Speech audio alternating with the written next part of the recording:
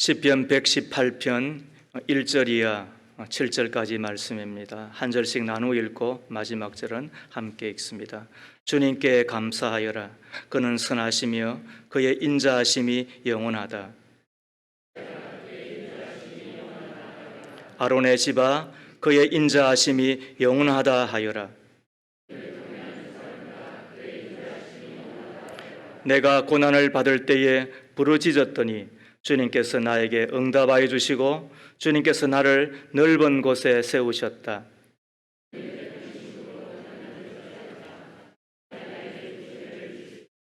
주님께서 내 편이 되셔서 나를 도와주시니 나를 미워하는 사람이 망하는 것을 내가 볼 것이다. 이는 하나님의 말씀입니다. 하나님 감사합니다. 아멘. 나는 감사의 사람입니까? 라는 제목으로 2023년 맥주감사주일 말씀을 함께 나누기를 소망하는데요. 지금으로부터 400여 년 전 프랑스의 로렌느라고 하는 지방에 니콜라 에르망이라고 하는 한 사람이 살고 있었습니다. 그가 16살 되던 해에 나뭇잎이 떨어져 앙상해진 나무를 바라보며 깊은 생각에 잠기게 되는데, 그때 하나님의 섭리와 능력을 깨닫고 그리스도인이 됩니다. 이어서 신구교 간의 종교 전쟁인 30년 전쟁에 참전하여 심한 부상을 입고 다리를 저는 장애를 가지게 됩니다. 그러나 하나님께서 전쟁터에서 자신의 목숨을 건져주신 것에 감사하며 중세 때 유명했던 파리의 카르멜 수도원에 들어가 평신도 수도사로 평생을 보내게 됩니다. 그가 카르멜 수도원에 들어갈 때 나이가 50세였다고 합니다. 그 나이에 그는 수도원에서 주방에 허드렛 일을 하고 또 신발을 수선하고 청소하는 일 등을 하며 매 순간순간 하나님의 임재를 경험하게 되는데, 그것을 기록한 책이 하나님의 임재 연습이라고 하는, 그래서 이분이 로렌스 형제라고 하는 이로 알려진 인물이 됐지요. 그가 주방에서 허드렛 일을 하면서도 다른 수도사들을 위해 음식을 만들면서도 그리고 신발을 수선하거나 청소를 할 때도 하나님의 임재를 경험하며 그가 하나님 앞에 감사를 드립니다. 비록 몸은 장애를 입어 불편했지만 50이 넘는 나이에 하잘것없는 허드렛 일을 하며 몸은 고달팠지만 늘 기쁨과 감사로 일을 합니다. 그는 이렇게 기도하곤 했다고 합니다. 하나님, 제가 준비한 음식을 먹고 많은 수도사들이 기쁨으로 사역하는 것에 감사합니다. 그렇게 한결같이 20년을 기쁨과 감사로 수도원과 수도사를 섬기게 됩니다. 비록 수도사가 아닌 평신도로 주방에서 허드렛 일을 하고 그리고 신발 수선하고 청소하는 일에 불과하였지만 그 모습을 지켜보았던 모든 수도사들이 존경의 마음을 담아 머리를 숙입니다.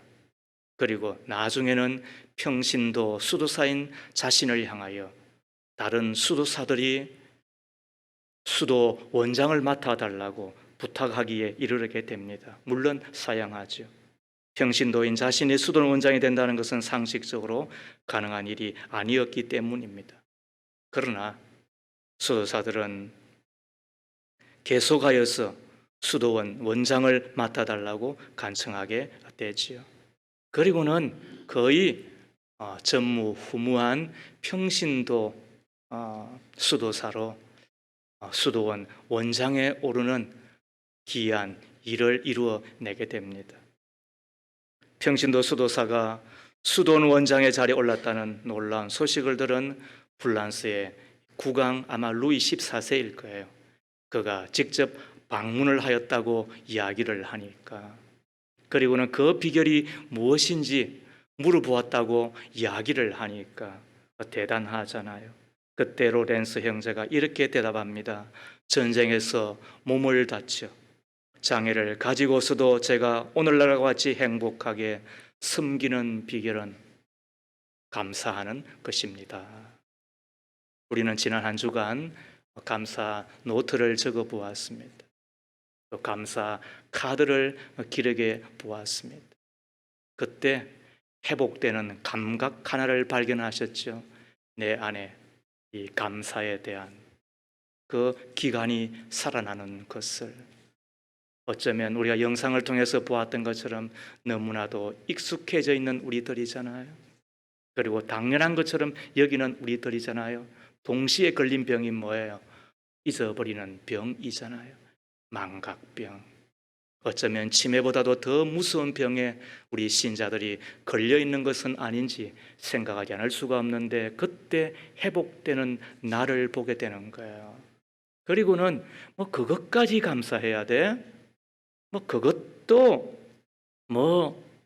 감사가 거리가 돼? 라고 이야기하는 사람, 그리고 세상의 틈바구니 가운데서 우리는 말할 수 없는 하나님의 일하심과 또 하나님의 은혜를 보게 된 우리들이지요. 우리에게 많이 들었던 이야기처럼 감사가 우리의 영육에 얼마나 복이 되는지 잘 알고 있습니다. 네네 혁명이라고 유명한 책을 쓴 일본의 의사 하루야마 시게오는 그 책에서 모든 일에 긍정적으로 생각하고 감사하는 사람이 복을 받는다, 이런 이야기를 합니다. 우리가 미소를 띤 얼굴로 사건을 바라보며 긍정적으로 생각하고 감사하면 그때 몸에 베타 엔도르핀이 만들어지게 되는데, 이것은 일반 진통제의 5배 이상의 효과가 있고 노화를 방지하고 암세포까지도 파괴한다라고 하니까 얼마나 좋아요? 반대로 부정적으로 생각하고 화를 내거나 긴장하면 아드레날린이 분비되어서 이것은 자연계에 존재하는 독성 중에서 독사의 독다음으로 독성이 강하다라고 알려져 있는데, 이것이 우리의 몸에 노화를 촉진하고 또 병을 일으킨다, 이렇게 알려져 있습니다. 그러고 보면 감사는 억지로 해도 좋은 거예요. 감사가 훈련이 되어서 자연스럽게 되면 그거는 우리에게 얼마나 귀한 선물이 되겠어요? 내 안에 내가 할 수 있는 것인데, 그것을 하는 것과 하지 않는 것의 차이를 너무나도 잘 아는 우리들이잖아요. 우리에게 때로 왜 힘든 일이 없겠어요? 원치 않는 일들이 왜 일어나지 않겠느냐는 거예요.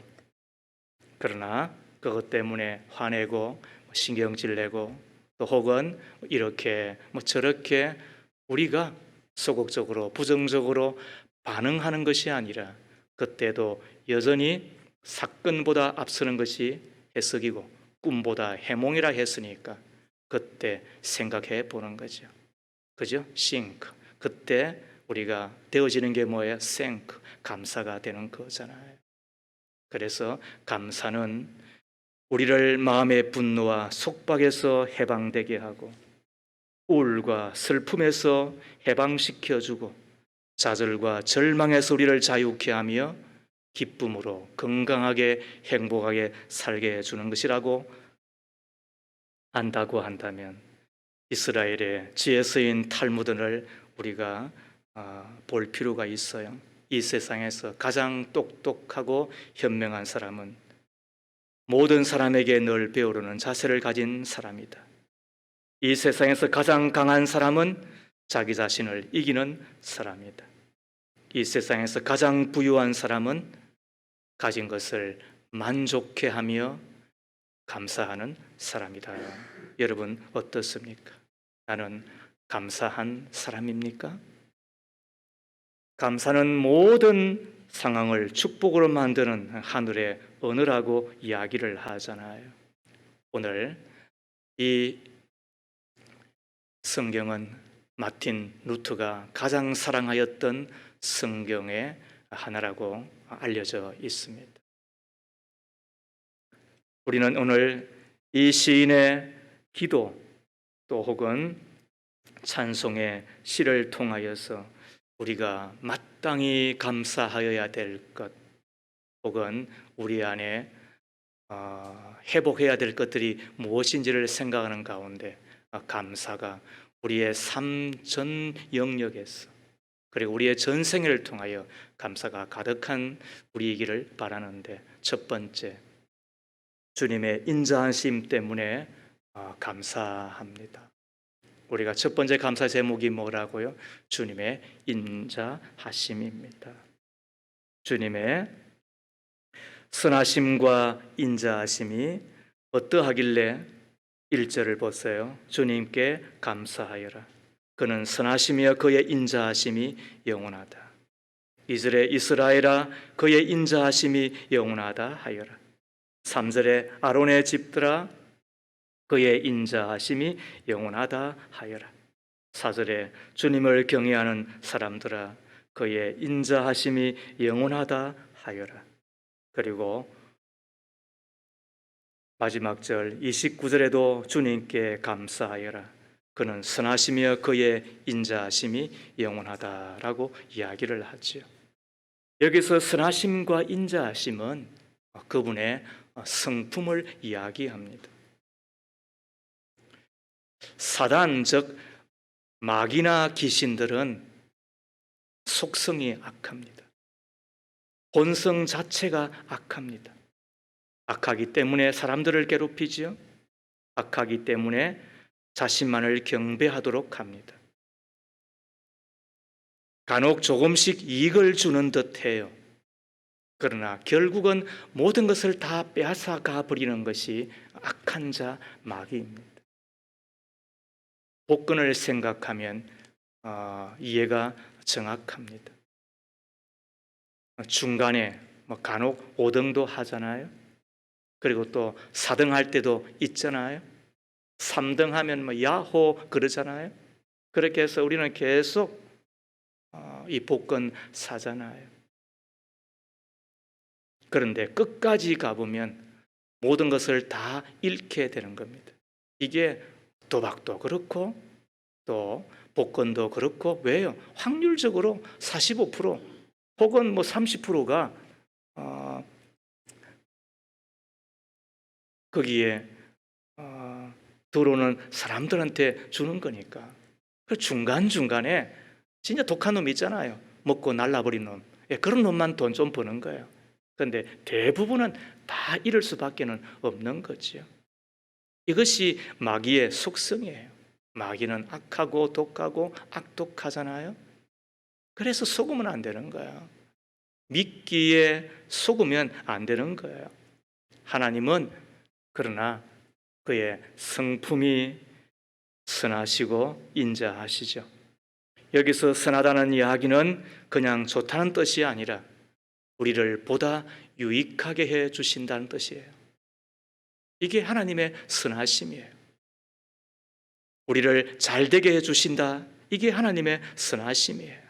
그래서 예수를 믿는 이들을 보면 모든 것이 합동하여 선이 된다 믿으시잖아요. 뿐만 아니라 오늘보다는 내일, 그리고 우리의 젊을 때보다는 우리의 노후가, 시작보다는 우리의 끝이 더 좋아지는 것을 알게 되잖아요. 왜? 하나님의 성품 자체가 선하기 때문에 그런 거예요. 더 나아가 하나님의 성품은 인자하심이다라고 이야기하는데, 여기서는 불쌍히 여기신다, 그런 뜻이에요. 이것을 공동 번역에서는 하나님의 큰 사랑 이렇게 번역을 했더군요. 옳습니다. 그러기 하나님은 선인과 악인에게도 골고루 해를 비치시고 비를 내리시는 거예요. 우리 본성 같았으면 어떻게 했어요? 비 안 주고 싶잖아요. 햇빛 안 주고 싶잖아요. 또 준다 하더라도 아예 주어서 말려버리고 싶잖아요. 그런데 하나님은 어떻다고요? 인자하신 거예요. 하나님은 큰 사랑을 가지고 우리에게 긍휼을 베푸시는 거예요. 그러기에 회개한 자에게 과거의 죄를 기억하지 아니하시고 용서하시잖아요. 우리가 한 번쯤은 용서할 수 있죠. 그리고 한 6번 정도까지도 용서할 수 있잖아요. 그런데 한 번만 더 걸리면 너 죽는다. 이것이 우리의 본성이잖아요.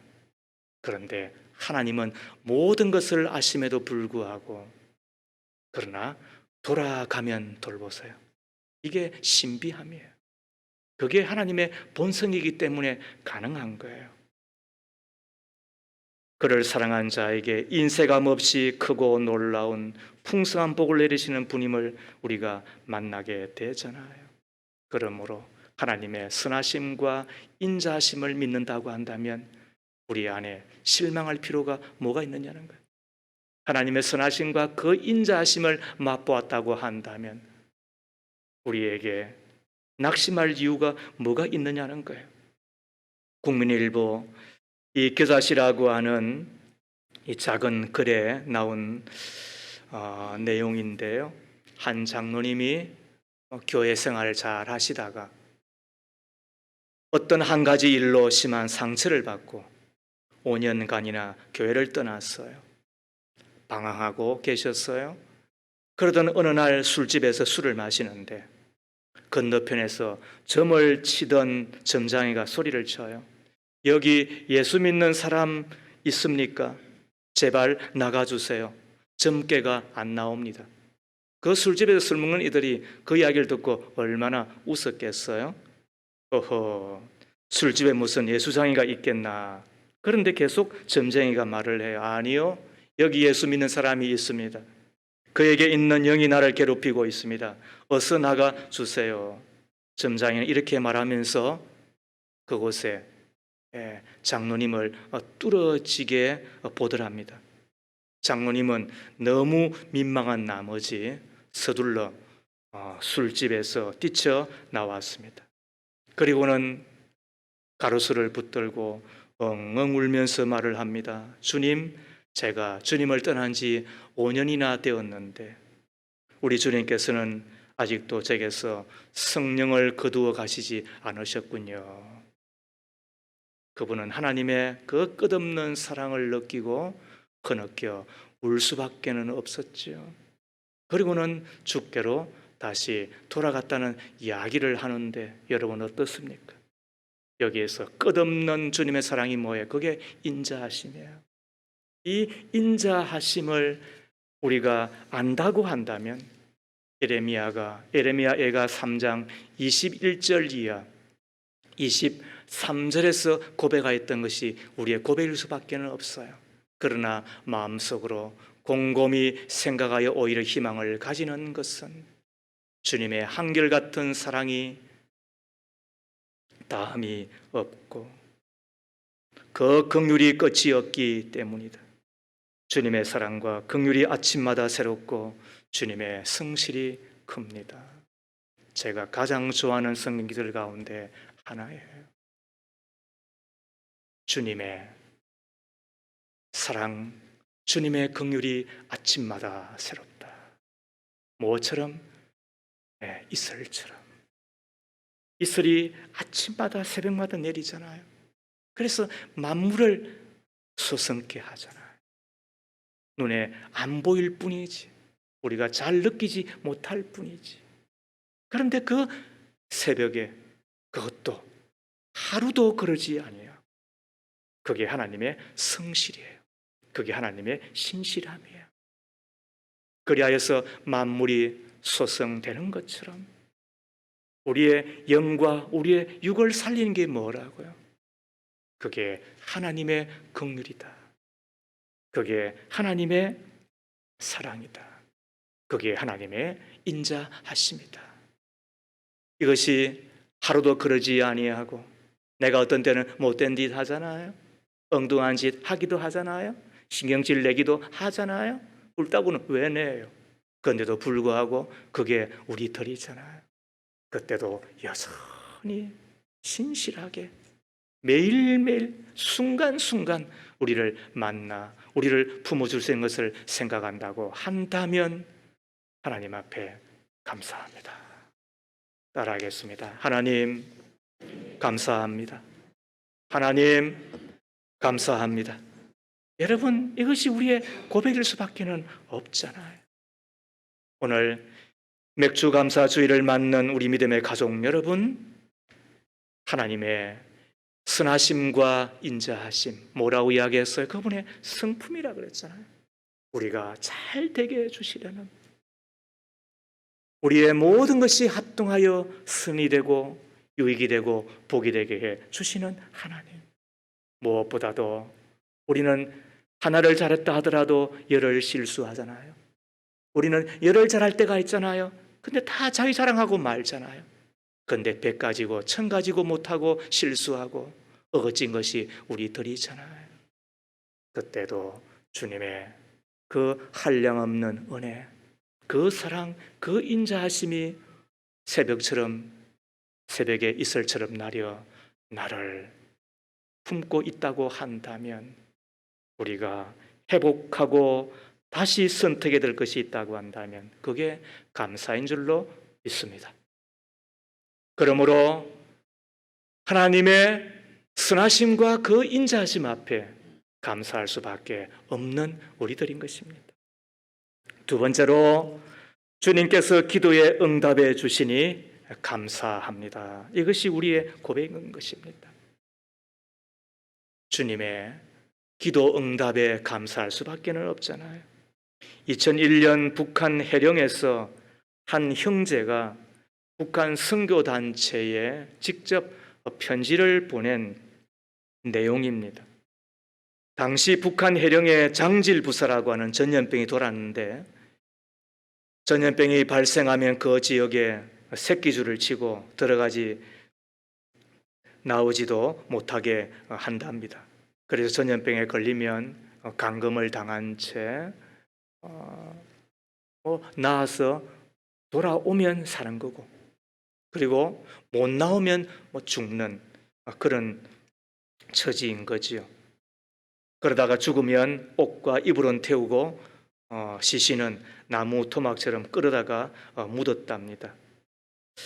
그때 중국의 조선족으로부터 전도를 받아 예수를 믿은 한 동포가 있었는데,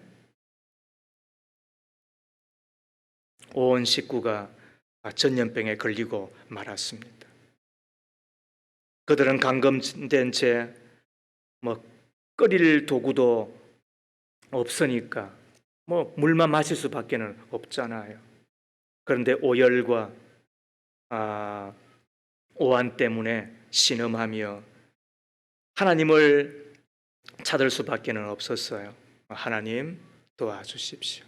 하나님 살려주십시오. 간절하게 기도했답니다. 며칠째 버려진 상태에서 의식이 희미해 갑니다. 이제는 죽었구나, 그럴 수밖에 없었대요. 근데 그때 꿈인지 환상인지 흰옷을 입은 예수께서 내 식구가 누워있는 방에 서 계시더랍니다. 생시와도 같고 꿈과 같았습니다. 그때 쌀이 문이 열리고, 그리고 그들을 믿게 해준 중국의 조선족 형제가 들어왔어요. 그가 기도해주고 먹을 것과 약을 내놓으면 사는 이야기가, 이 약은 남쪽에서 온 것이요, 남쪽 예수 믿는 형제들이 보내온 것인데 먹기만 하면 무조건 살아나오, 그렇게 말을 하고 돌아가더랍니다. 약을 먹습니다. 반 시간 정도 지나니까 진짜 펄펄 끓던 열이 내리고 정신이 들었습니다.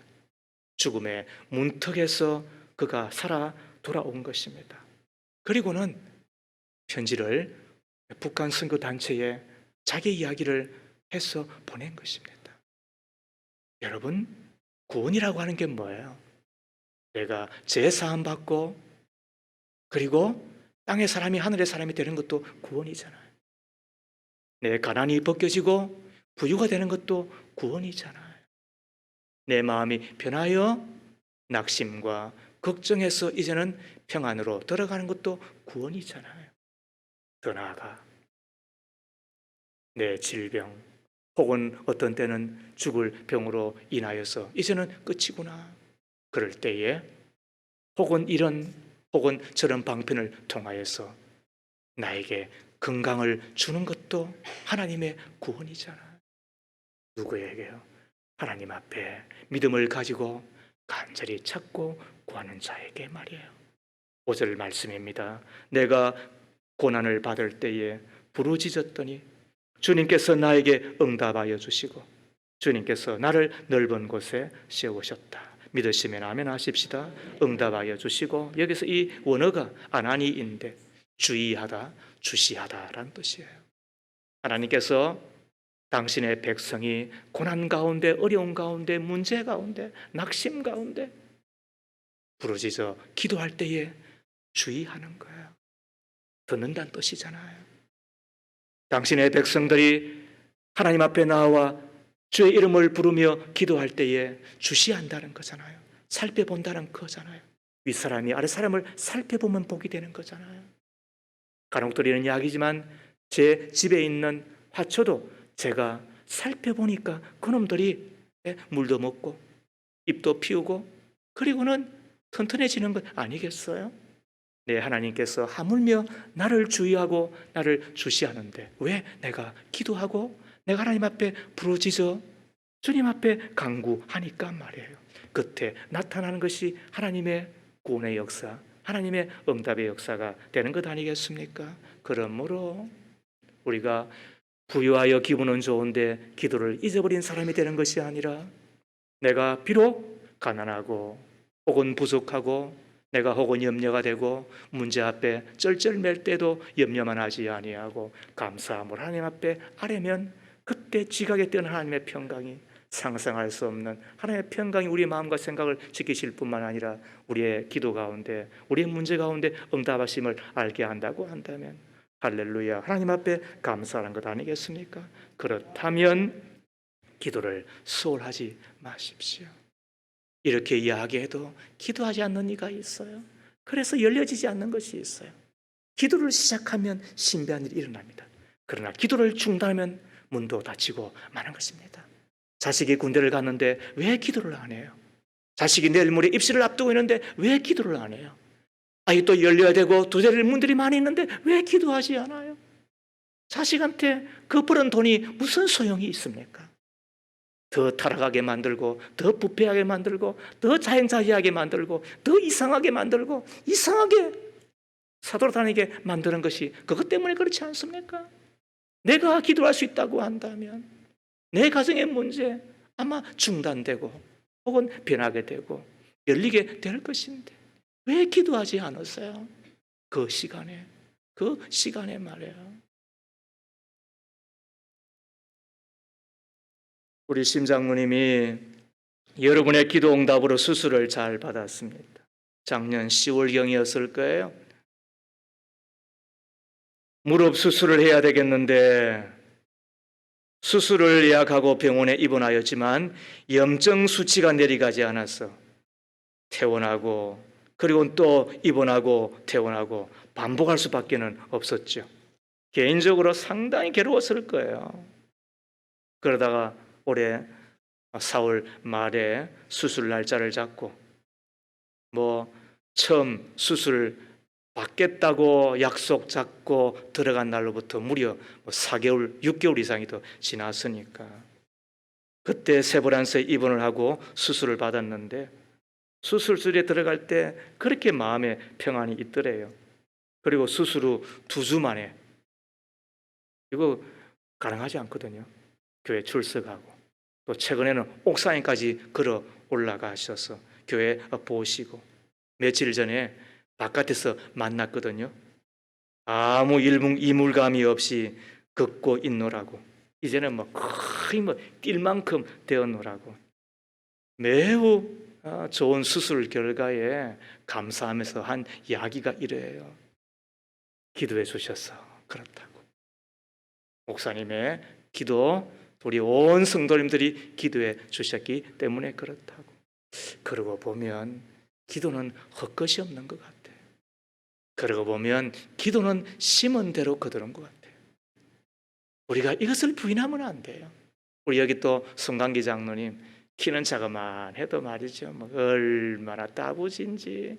지금 80도 넘으셨잖아요. 그런데도 불구하고 청춘과 똑같아요. 그런데 저분이요. 이력이 어떤 이력인 줄 아세요? 젊은 날 간경화를 만나가지고 병원에서 사형 선고 받은 분이에요. 당신 죽는다 그랬어요. 그런데 전도 받고 교회 나가, 그리고는 하나님 앞에 은혜 받고 기도하였더니 지금 깨끗해져요. 저 얼굴에 지금 간경화 지금 표진이 어디 있어요? 새벽에 눈만 뜨면 일어나서 찬송 부르고 시끄러워 죽겠는데, 그런데 성경 다 읽고 최근에 행복한 동네 일지에 들어가 봐요. 하나님께서 나에게 은혜를 주셨는데 내가 알 수 있는 것이 이것밖에는 없다. 그래도 그러면서 말이죠, 지인들, 만났던 이들, 내 수첩에 기록되어 있는 수백 명의 사람들한테 말이죠, 메시지 보내가지고 내가 예수 믿고 구원받았습니다. 하나님의 자녀 되었습니다. 옥토교회 다니니까 너무너무 행복합니다. 우리에게 오십시오. 이렇게 지금 한다고 이야기하잖아요. 우리 안에 내 기도를 들으시고 응답하실 뿐만 아니라 하나님께서 하시는 일들을 소개하자고 하면 우리가 밤을 새워도 다 못하는 거야. 여러분 어떻습니까? 그래서 목장에 가면은 이 기도 응답의 이야기가 가득한 거야. 우리가 이것을 안다고 한다면 기도할 수 있기를 바랍니다. 기도를 시작할 수 있기를 바랍니다. 기도를 많이 할 수 있기를 바랍니다. 기도를 길게 해야 됩니다. 귀한 것일수록 오래 걸립니다. 기도를 깊게 해야 됩니다. 깊이 파야 생수가 나옵니다. 기도를 넓게 해야 됩니다. 기도의 울타리가 넓어야 하는 것입니다. 마태복음 7장 9절 이하 11절 말씀에 너희 가운데서 아들이 빵을 달라고 하는데 돌을 줄 사람이 어디 있으며 생선을 달라고 하는데 뱀을 줄 사람이 어디 있겠느냐? 너희가 악해도 너희 자녀에게 좋은 것을 줄 알거든 하물며 하늘에 계신 너희 아버지께서 구하는 자에게 좋은 것을 주시지 아니하시겠느냐? 믿으시면 아멘. 여러분 그렇습니다. 기도하면 응답이 있습니다. 기도하면 신비한 일이 있습니다. 기도하면 기적이 일어납니다. 기도하면 영육이 강건해집니다. 기도하면 마음이 뜨거워집니다. 기도하면 새로운 사람이 됩니다. 기도하면 귀신이 쫓아나갑니다. 기도와 금식 외에는 이런 유가 나가는 법이 없다고 이야기했으니까 내 가족 가운데 마음에 차가 있는 그 귀신, 에베소 2장 3절과 4절 말씀이잖아요. 귀신이 쫓겨나야 되는 거야. 왜 저런 일이 벌어지나 이해할 수 없는 그 이면 가운데는 마귀가 그를 넘어뜨리기 위하여 그러는 거예요. 우리가 이것을 안다고 한다면 기도해야 돼요. 하나님 앞에 금식하면서 기도하면 더 좋아요.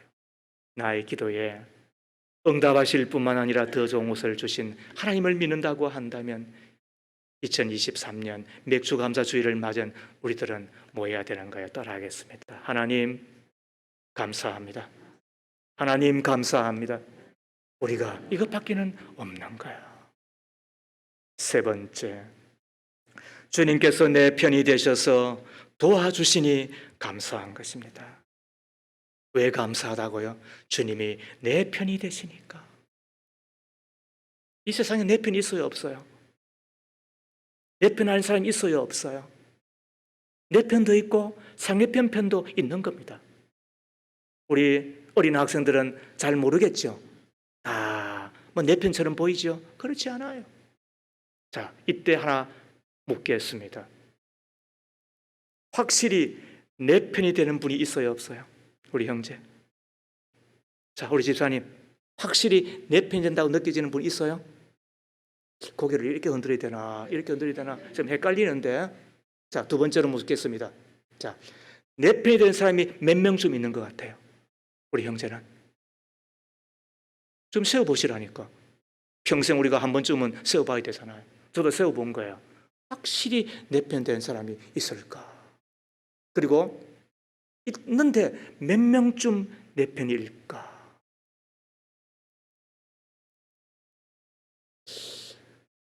우리 교회에 오기 전 제가 전 교회에서 제가 화재를 경험했어요.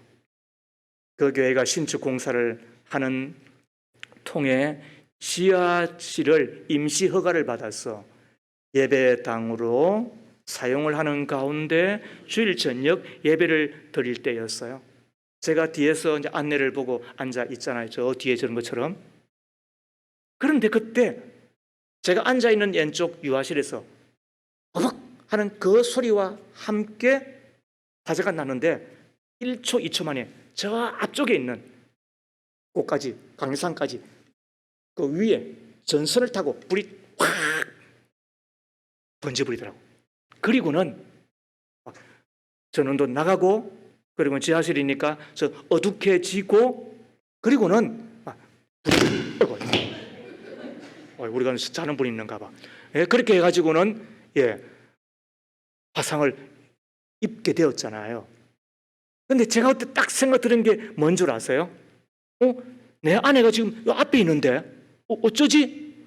그러면서 제가 말이죠, 도망을 가고 있더라니까요. 그리고 제가 뒤에 나가 봤는데 제가 그곳에서 못 볼 것을 본 거예요. 그게 뭐냐면 저보다 앞에 앉아 있고 그분의 사모도 옆에서 예배를 들었는데 그놈이 먼저 나가 있더라고. 그 부목사가 말이죠. 그래서 제가 그때 생각했던 게 뭔지 아세요? 와, 이 세상에 못 믿을 놈이 남편이다. 그래서 내 편이 아니고 남편이라고 이야기하는 거구나. 뿐만 아니라 그럼 아내는 진짜로 내 편이면서 나를 보호해 줄까? 여러분, 장담할 수 있어요? 진짜 위험을 만나면 본능적으로 자기의 살 길을 찾는 것이 우리들이잖아요.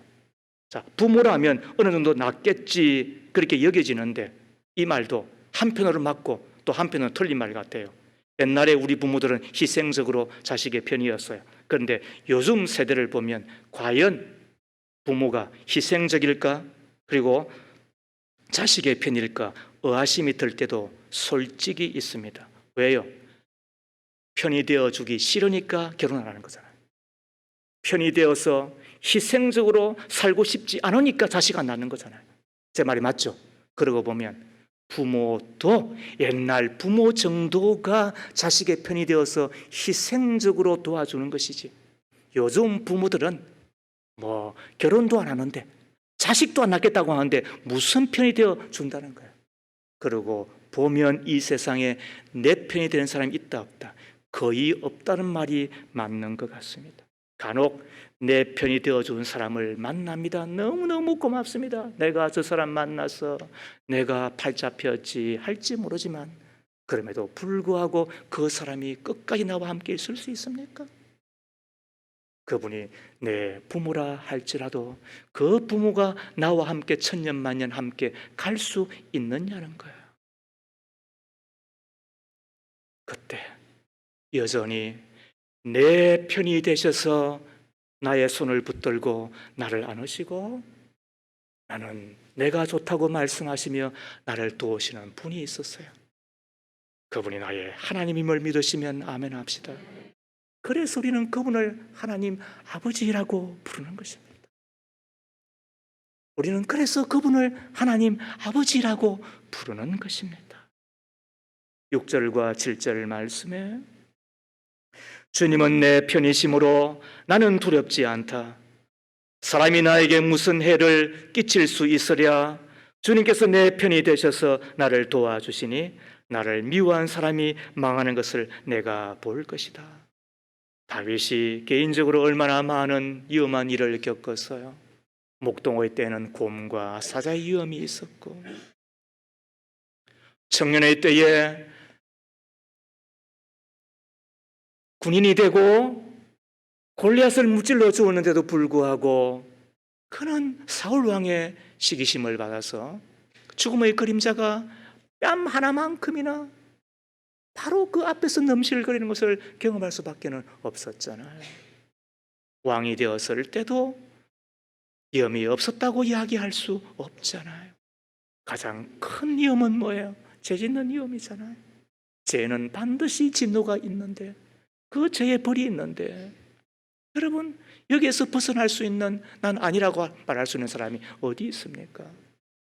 그때 다윗의 편이 되어 주실 뿐만 아니라 영원한 편이 되셔서 나는 과연 너희를 버리지 아니하고 떠나지 않겠다고 하시는 그분 때문에 다윗이 될 수 있다고 한다면, 여러분 이제 내 편이 누구인지 아시겠습니까?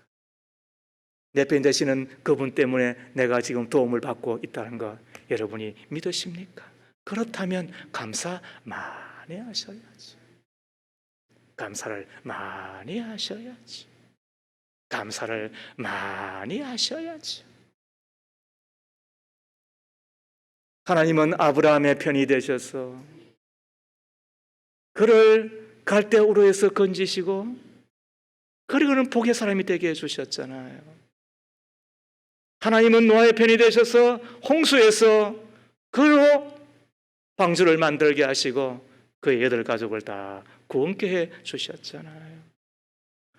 하나님은 이삭과 야곱의 편이 되셔서 도와주셨는데 그를 농사하여 100배나 길식게 하시고 그리고 라반이라고 하는 그 못된 외삼촌의 집에서 건지시고 이스라엘이 되게 해 주셨잖아요. 이스라엘의 편이 되셔서 광야와 같은 그 정갈과 뱀이 우글우글한 그 사지의 땅 가운데서도 낮에는 구름 기둥과 밤에는 불 기둥으로 이끄시고 젖과 꿀이 흐르는 땅 가나안으로 들어가게 해 주셨잖아요. 하나님은 사드락과